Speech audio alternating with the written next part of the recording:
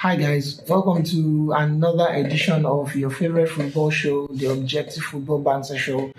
As usual, I'm your host Tweezy. Today we'll be going through the final games that played out, across Europe's top 5 leagues and how it all panned out and how it all ended. I mean, a lot of drama. Some leagues had drama even down to the final day. For some other leagues, most of the leagues really, champions had been decided maybe 2 or 3 games before. But it still was an interesting end to the season. We saw some teams unexpectedly get relegated. We saw teams that we in the Objective Football Banter Show had predicted would get relegated, pulling all the stops to defy our predictions, defy all the odds, and survive relegation. They play! The English Premier League, was an interesting season where record-breaking goals, record-breaking performances individually and collectively as teams. We saw really good football being played, and it was a nail-biting event up until maybe game week 35 or 36 when we sort of knew who had picked up the league. Arsenal led the table for over 240 days, but they still didn't win the title. They have themselves to blame and they played quite well. Manchester City trailed them for most of the league. But when it came to the games that mattered, when it came to the last 10 to 11 games where, push will come to shove and pressure is going to be on, they just couldn't, perform. A lot of people wouldn't blame them though because, no one predicted that they would come that far. A lot of people thought that the best they would give it would be maybe to qualify for the Champions League. So seeing them, compete, with Manchester City and pushing them all the way to the month of April for the title was really impressive considering the level of resources that Manchester City has compared to that of Arsenal. Remember, Manchester City are a team that are renowned to be like a state-backed club with endless, sources of income where they can actually, dip into their purse and sign world-class players. And it was one of those world-class players who made the difference, at the end of the day. Erling Haaland shattering the record set in a season by Alan Shearer, the most goals scored in the Premier League season. He scored 36 league goals. He made it look so easy, and he did it in more number of games. Remember that the old English league, they were not playing up to 38 games, but he did it in record time, and he scored a great number of goals, left foot, right foot. Scored with his head as well. He was a terror to most defenders, and a lot of people were wondering, what to do with him. Another impressive performance was that of William Saliba of Arsenal. Rock at the back was hardly able to dribble past him. He was so strong on the ball, very good in the build-up as well. And Arsenal struggled the moment he got injured, and Bukayo Saka started struggling with fatigue issues, and it really says a lot about the revelation that he has been in the Premier League this season. Tottenham that a lot of pundits, and analysts tipped to perform very well, at least get to UEFA Champions League qualification slot. Wow. Faltered terribly. They got beaten blue-black by a lot of teams. They really lost games that they were not expected to lose, including an infamous 3-3 draw against the now relegated Southampton. Southampton was the problem, to be honest, because they made life difficult for everyone, but they still got relegated, and I am glad. It's payback time. And it was really tough for them. They sacked Antonio Conte. Antonio Conte's assistant stayed back. Stellini stayed back, but he only could stay for 4 games as he was sacked as well. Ryan Mason took over, also struggled, and they ended up 8th. Performance-wise, individually, Harry Kane stepped up as the captain, scored 30 league goals, which was really, really impressive, considering the amount of the firepower in Erling Haaland that he was competing with. But he managed to score 30 league goals. No trophy to show for it though, but it is what it is. A lot of people are saying that he may now be the time for him to leave Tottenham Hotspur as he's grown way bigger than the project there, and it doesn't look like things are looking in the right direction for Tottenham at the moment. There are rumors that Real Madrid and Ancelotti want Harry Kane to join them, and that could be really interesting one if Harry Kane joins Real Madrid. It's going to be quite interesting in the El Clasico, seeing Harry Kane and Robert Lewandowski slug it out for the title of highest goal scorer in the Spanish league next season. But that's all up in the air. It depends on what Madrid plans to do. They just let Eden Hazard go. Asensio is on his way as well. Benzema also has left the club. So there's a lot of gaping holes in the attack, big boots to fill, and it's quite looking like Harry Kane is the number one choice for Real Madrid at the moment, according to reports. Liverpool had a really bad season. They had a bad season by their own standards. Considering the way they performed in the last maybe 5 years or 6 years, Liverpool had a really terrible season. They also lost games no one expected them to lose. They were drawing games. They just couldn't stamp the authority of football matches. A lot of their stars seemed to play as if they were past their prime. Thiago Alcantara never really was able to flourish. Couldn't stamp his authority. Arthur Melo was signed on loan, and I think he played just a single football match. Could never get fit. Virgil van Dijk looked like he struggled, this season as well to win duels. He was also easily beatable on 1v1s, which is something that is uncharacteristic with Van Dijk. Mo Salah, on the other hand, stepped up and still scored a sizable amount of goals for Liverpool, but it wasn't enough to do the job as departure of Sadio Mane to Bayern Munich, and of course the loss of form of Roberto Firmino, who were the top, who were their three attacking players, and Salah had to do bulk of the work. Darwin Núñez didn't really impress, and Cody Gakpo, well, I think the jury is still out on him. Liverpool will have a lot of work to do next season. They will need to sign players, of course. Ita is actually on his way out. Oxlade-Chamberlain is also on his way out. Milner has signed for Brighton, and so it looks like they will need new bodies up there in their midfield. There are rumors that they are also interested in Moses Caicedo of Brighton, who is also attracting interest from Arsenal and Chelsea. Of course, remember Caicedo almost joined Arsenal in January when he wrote that now famous letter to the Brighton chairman, Mr. Tony, asking to let him leave for Arsenal, as it has been his dream to play for a very big football club. Chelsea are interested in him, and the rumors are they are really, really interested in him. But Caicedo is really, really interested in playing in the Champions League, and at the moment, Chelsea can't seem to afford that. Liverpool as well are not in the Champions League. Although they made it to the Europa League, that could still count for something, but Moses Caicedo has been quoted as saying he would like to play in the Champions League. So that will be interesting to see which decision he ultimately takes before the transfer window closes. The transfer window opens on the 14th of June, of course, and a lot of rumors will start to swell. Even now that the window isn't open, some deals are already being made. We are hearing of Declan Rice, likely moving to Arsenal. We just want to keep an eye out for, considering that there are also strong links of Granit Xhaka moving to Bayern Leverkusen. A lot of people think that Granit Xhaka's time at Arsenal might have come to an end. The team looks like it needs to evolve.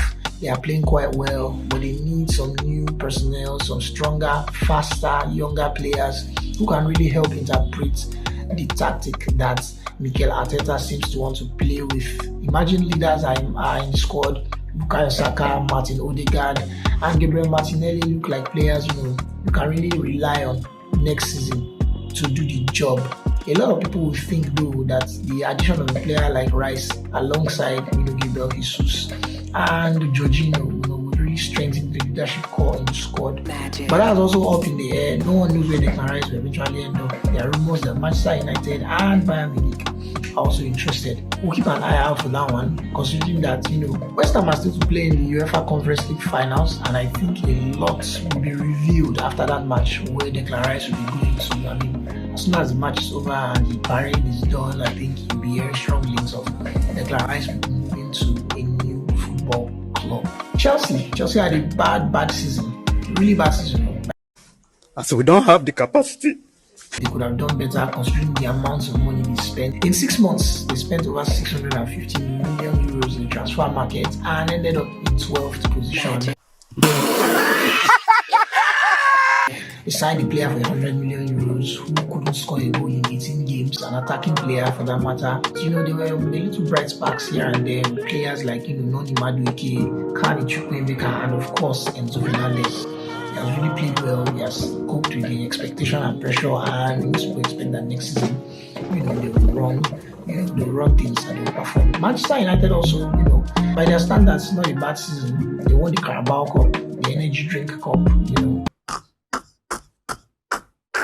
which they really like to parade around and talk about as though it was the Champions League themselves. But it's a trophy, right? Yeah. So they won the Carabao Cup and they came third in the log, 9 to 10 points behind Arsenal, who they were in a title race with. Remember, they were in a title race also for most part of the season. No one thought they were in a title race. They would like to think they would rather, Manchester City keep winning all the trophies than maybe Arsenal or Liverpool, because Manchester City is like the boss. They are like the subject.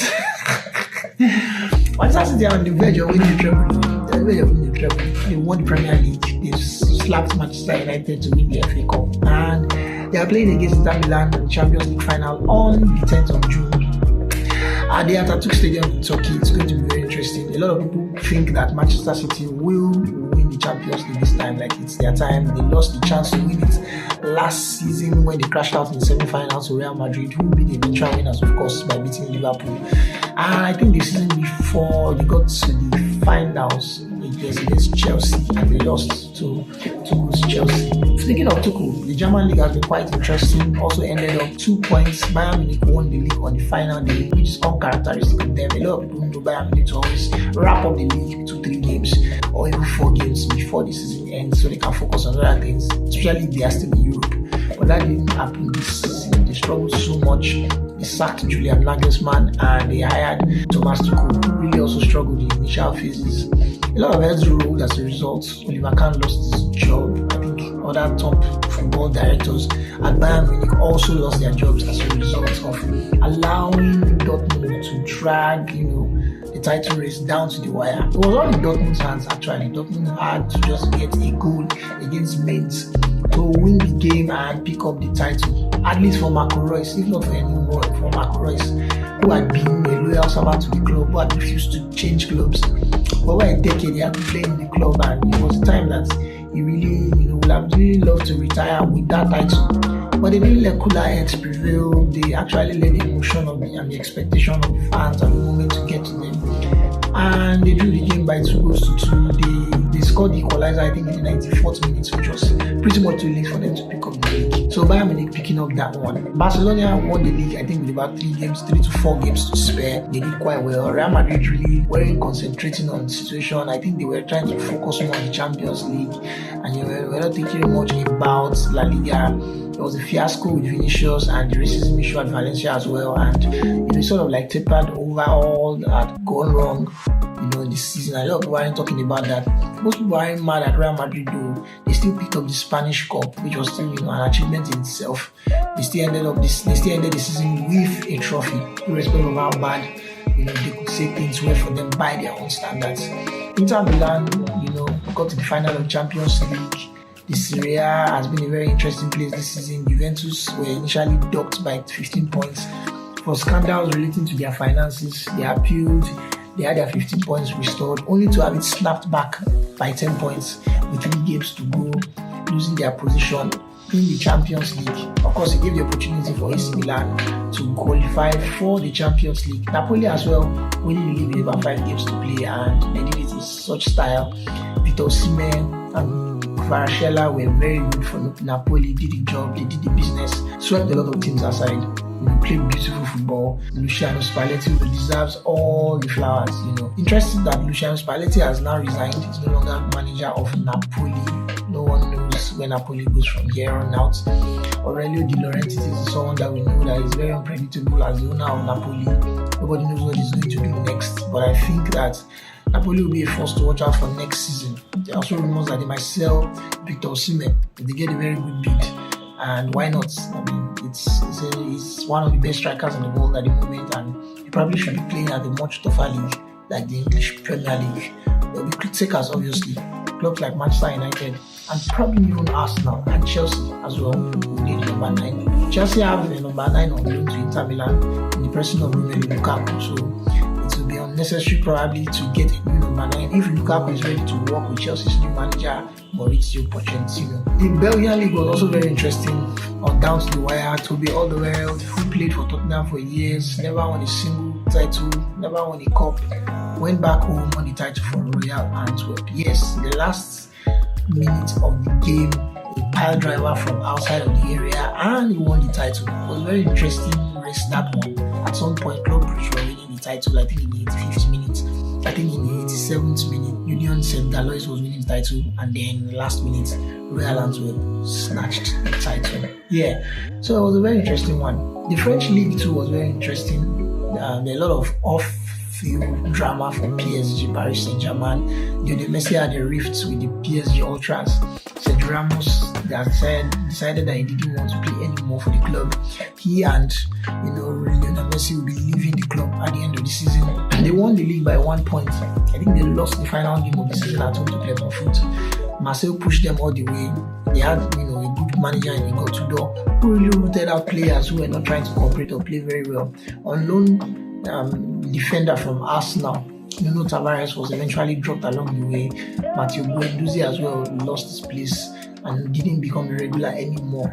Marseille are back in the Champions League. For good measure, they played quite well. Alexis Sanchez was also a very good performer for them.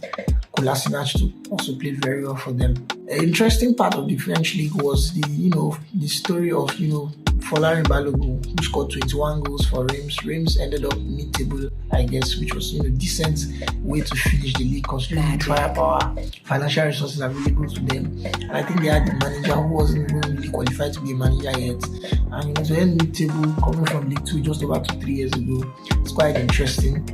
Folarin Balogun, 21 league goals, and he held his own against players like Mbappe and Messi, and it was really impressive. Obviously, we're heading back to Arsenal, but the reports are that other clubs in Europe would like to sign him, Leipzig and AC Milan, of course. It was interesting. It was really interesting this season. A lot of things happened in Europe.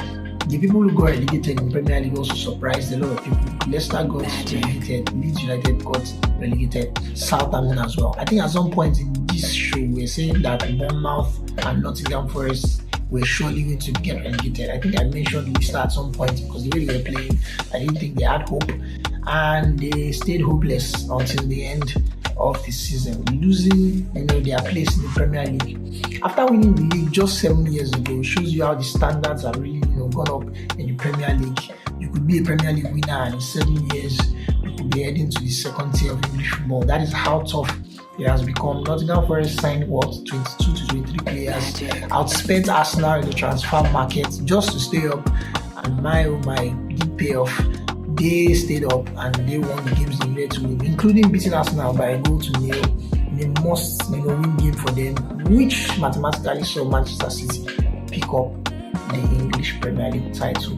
Everton also managed to survive with a game to spare. It was also very testing for them, but they managed to do it. Not with a game to spare. Everton actually survived on the final day of the season by beating Bournemouth by a long goal. It was a really testy time, but I think Everton will do well to prepare very well next season, because they had this scenario last season where they escaped by the skin of their teeth, and now they have escaped again this season. In many recent events are anything to go by. When you begin to struggle year in, year out to scrap, escape relegation the last 2-3 games of the season, the signs are usually pointing that you will get relegated anytime soon. Same thing happened to Southampton. They had issues like that, I think 1 or 2 seasons back, but this year was their year, so they had to go. Alright, that's been it from me. Remember to catch up with our former episodes. Remember to click like, share and subscribe our page to help us grow. This is the Objective Football Banter Show, where we mix football analysis with a little bit of banter here and there and just have some fun generally with it. I'll be catching you guys after the UEFA Champions League final, and of course after the UEFA Conference League final. The league final has already been played. Sevilla running out winners and penalties, and there was a lot of drama there too off the pitch after the game with Jose Mourinho and the referee, but we'll get into that in the next episode. Thank you guys for hanging out with me. Thank you guys for joining me. I'll see you guys in the next episode. Love.